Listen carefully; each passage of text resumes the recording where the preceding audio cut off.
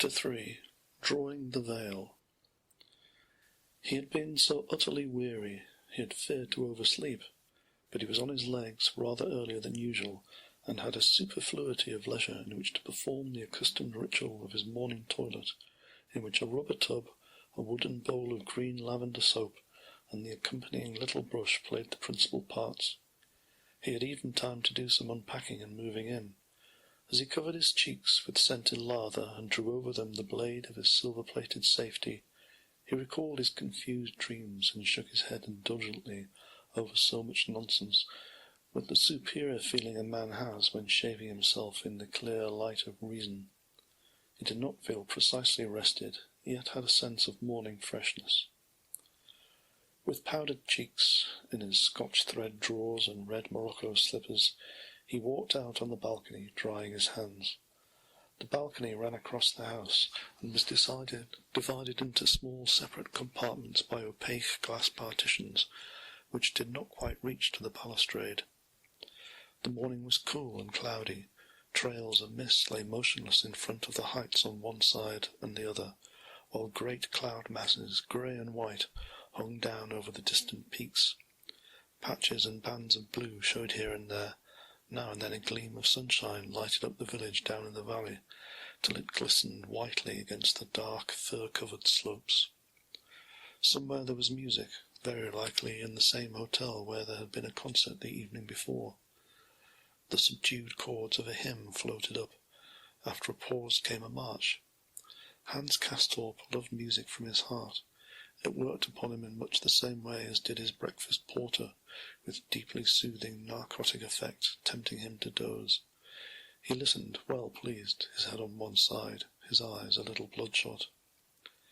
He could see below him the winding road up to the sanatorium by which he had come the night before. Among the dewy grass of the sloping terrace, short-stemmed, star-shaped gentians stood out. Part of the level ground had been enclosed for a garden, with flower beds, gravel paths, and an artificial grotto under a stately silver fir. A hall with reclining chairs and a galvanized roof opened towards the south.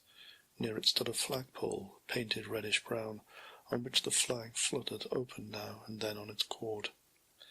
It was a fasting flag, green and white, with the caduceus, the emblem of healing, in the centre.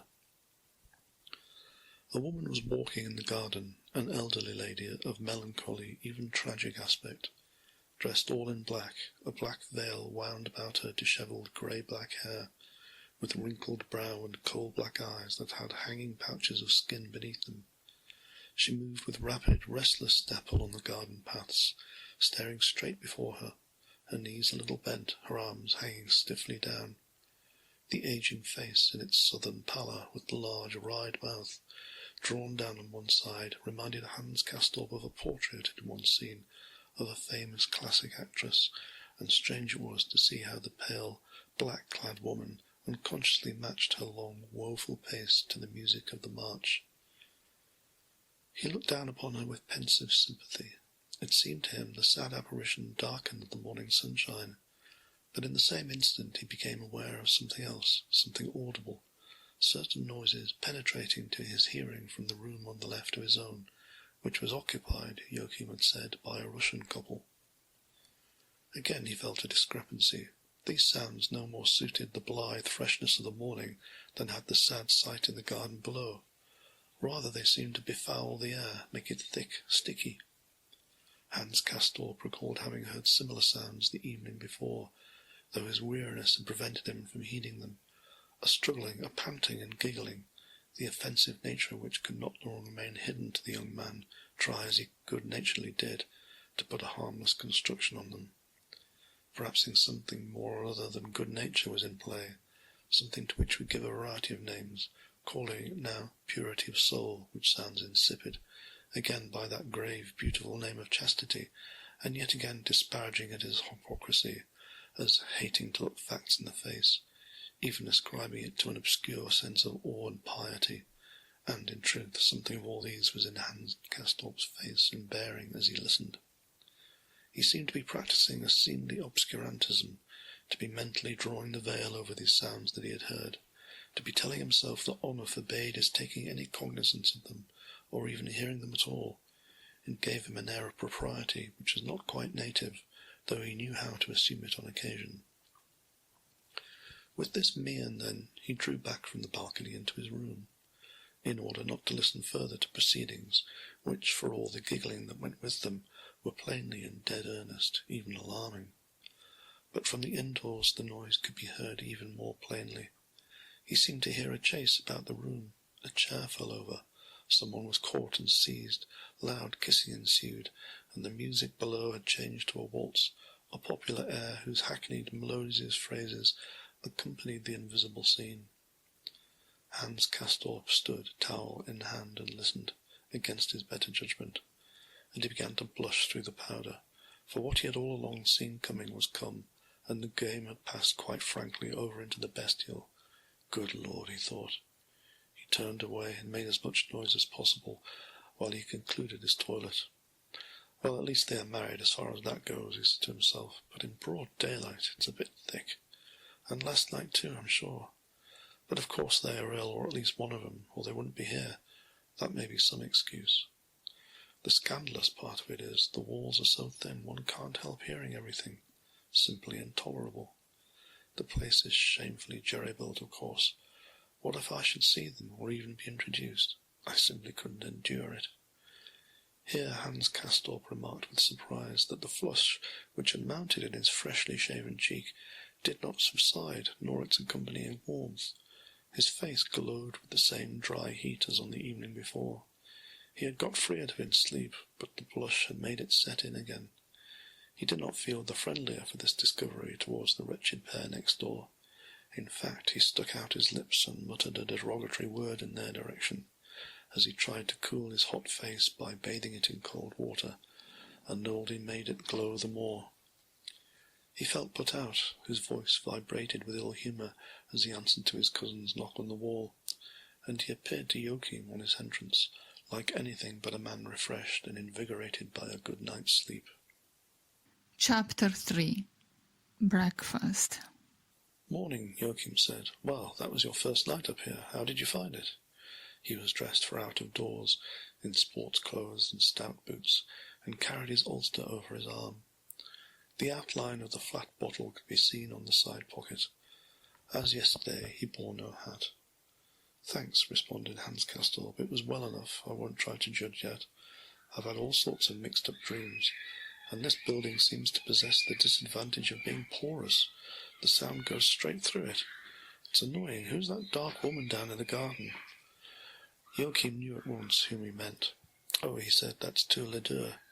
We all call her that up here because it's the only thing she says. Mexican, you know, doesn't know a word of German, and hardly any French, just a few scraps. She has been here for 5 weeks with her eldest son, a hopeless case, without much longer to go. He has it all over, tubercular through and through, you might say. Baron says it is much like typhus at the end, horrible for all concerned. Well, 2 weeks ago the second son came up to see his brother before the end, handsome as a picture, both of them with eyes like live coals. They fluttered the dovecots, I can tell you. He had been coughing a bit down below, but otherwise quite lively. Well, he no sooner gets up here than he begins to run a temperature. High fever, you know, 103.1. They put him to bed, and if he gets up again, Baron says it will be more good luck than good management. But it was high time he came in any case, Baron says. Well, and since then the mother goes about whenever she is not sitting with them, and if you speak to her she just says tous les deux, so she can't say any more, and for the moment there is no one up here who understands Spanish." "So that's it," Hans Castorp said.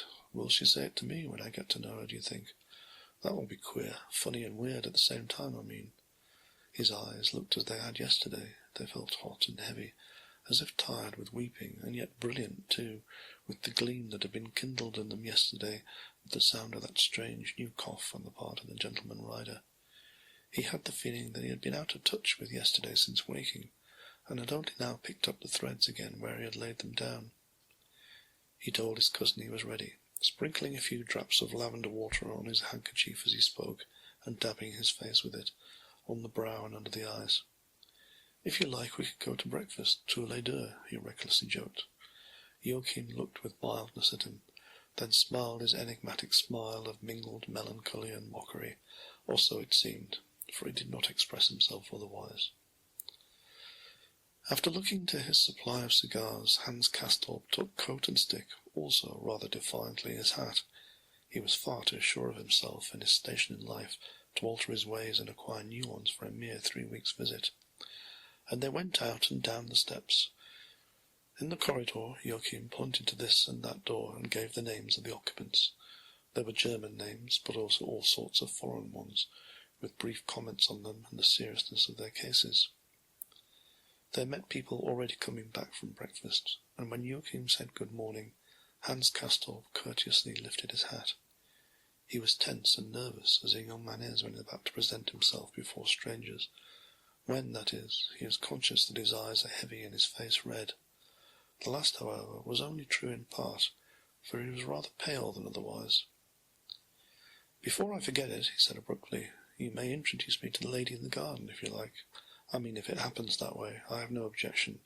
She would just say tous les deux to me, and I shouldn't mind it, being prepared and knowing what it means. I should know how to look. But I don't wish to know the Russian pair, do you hear? I expressly don't wish it. They are a very ill-behaved lot. If I must live for 3 weeks next door to them, and nothing else could be arranged, at least I needn't know them. I am justified in that, and I simply and explicitly decline." "Very good," Joachim said. "Did they disturb you?" "Yes, they are barbarians, more or less, uncivilized. I told you so before. He comes to the table in a leather jacket, very shabby. I always wonder whether Behrens doesn't make a row, and she isn't the cleanest in this world with her feather hat." "You may make yourself quite easy. They sat at the bad Russian table, a long way off from us. There is a good Russian table too, you see, where the nicer Russians sit, and there is not much chance of you coming into contact with them, even if you wanted to. It is not very easy to make acquaintance here, partly from the fact that there are so many foreigners. Personally, as long as I've been here, I know very few." "Which of the two is ill, Hans Castorp, he or she?" "The man, I think. Yes, only the man," Joachim answered instantly. They passed among the hat and coat racks, and entered the light, low-vaulted hall, where there was a buzzing of voices, the clattering of dishes, and a running to and fro of waitresses with steaming jugs. There were 7 tables, all but 2 of them standing lengthwise of the room. They were good size, seating each 10 persons, though not all of them were at present full. A few steps diagonally into the room, and they stood at their places. Hans Castorp's was at the end of a table, placed between the 2 crosswise ones. Erect behind his chair, he bowed stiffly but amiably to each table-mate in turn, as Joachim formally presented him. Hardly seeing them, much less having their names penetrate his mind, he caught but a single name and person, Frau Storr, whom he perceived to have a red face and greasy ash-blonde hair. Looking at her, he could quite credit the malapropisms Joachim told him of. Her face expressed nothing but ill nature and ignorance. He sat down, observing as he did so that early breakfast was taken seriously up here. There were pots of marmalade and honey, basins of rice and oatmeal porridge, dishes of cold meat and scrambled eggs, a plenitude of butter, a Gruyere cheese dropping moisture under a glass bell. A bowl of fresh and dried fruit stood in the centre of the table. A waitress in black and white asked Hans Castorp whether he would drink coffee, cocoa, or tea. She was small as a child, with a long, oldish face. A dwarf, he realized with a start. He looked at his cousin, who only shrugged indifferently with brows and shoulders, as though to say, "Well, what of it?" So he adjusted himself as speedily as possible to the fact that he was being served by a dwarf, and put special consideration into his voice as he asked for tea. Then he began eating rice with cinnamon and sugar, his eyes roving over the table full of other inviting viands, and over the guests at the 6 remaining tables, Joachim's companions and fellow victims, who were all inwardly infected, and now sat there breakfasting. The hall was done in that modern style which knows how to give just the right touch of individuality to something in reality very simple. It was rather shallow in proportion to its length, and opened in great arched bays into a sort of lobby surrounding it, in which serving tables were placed. The pillars were faced halfway up with wood finished to look like sandalwood, the upper part white enamelled, like the ceiling and upper half of the walls. They were stenciled in gay-coloured bands of simple and lively designs, which were repeated on the girders of the vaulted ceiling.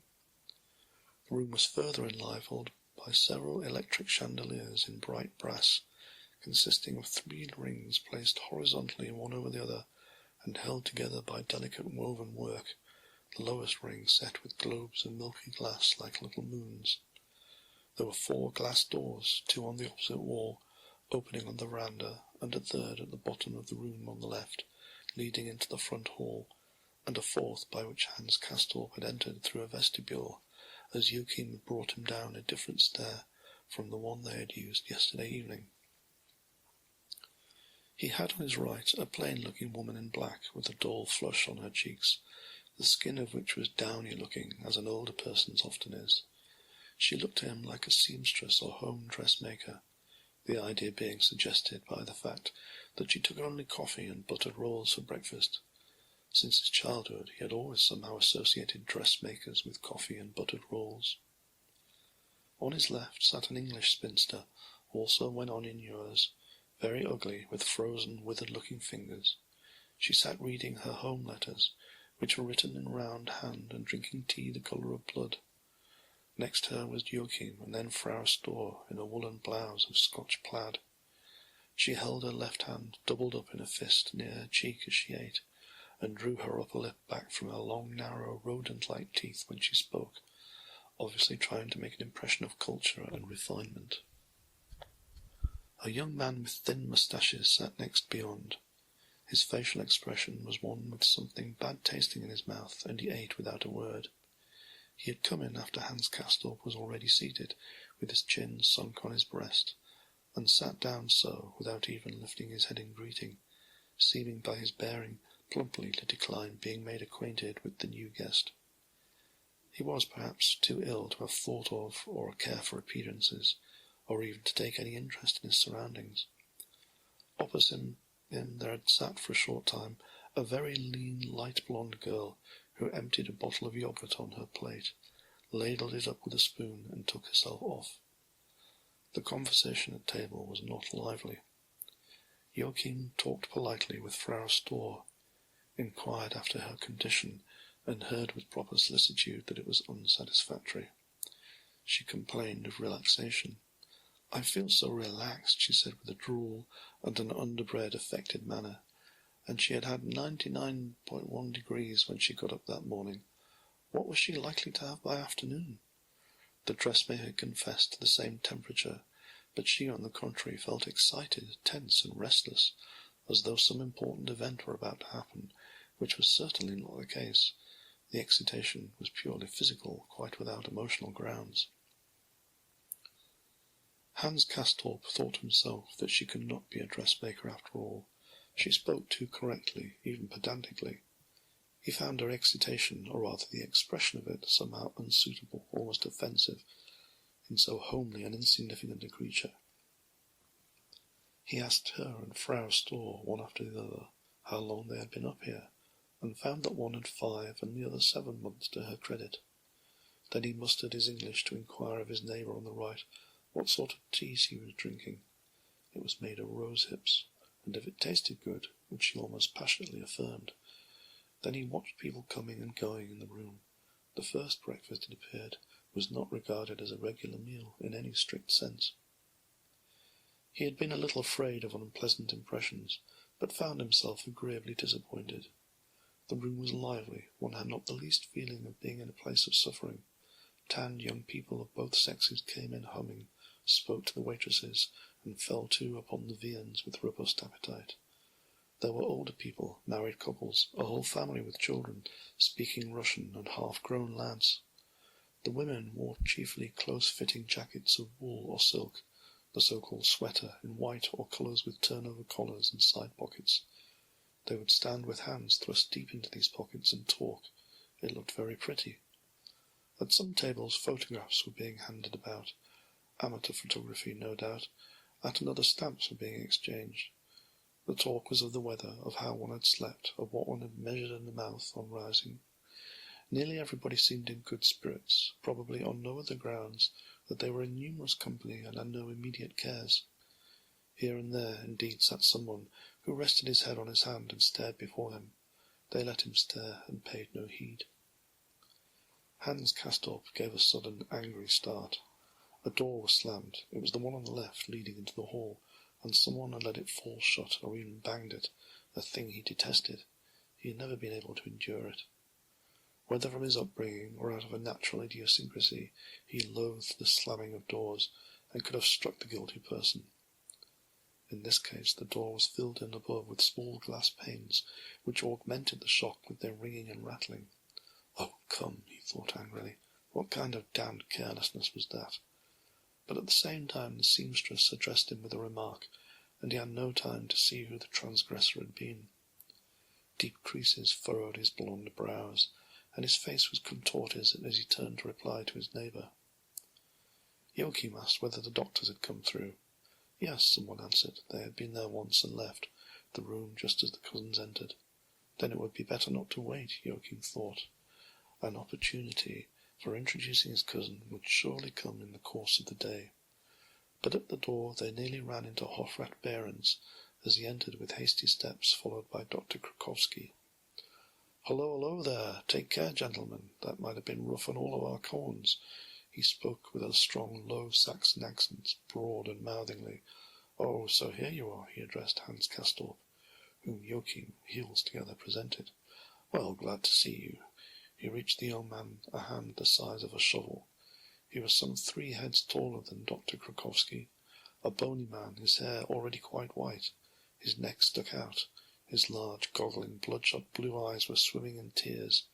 He had a snub nose and a close-trimmed little moustache, which made a crooked line because his upper lip was drawn up on one side. What Joachim had said about his cheeks was fully borne out.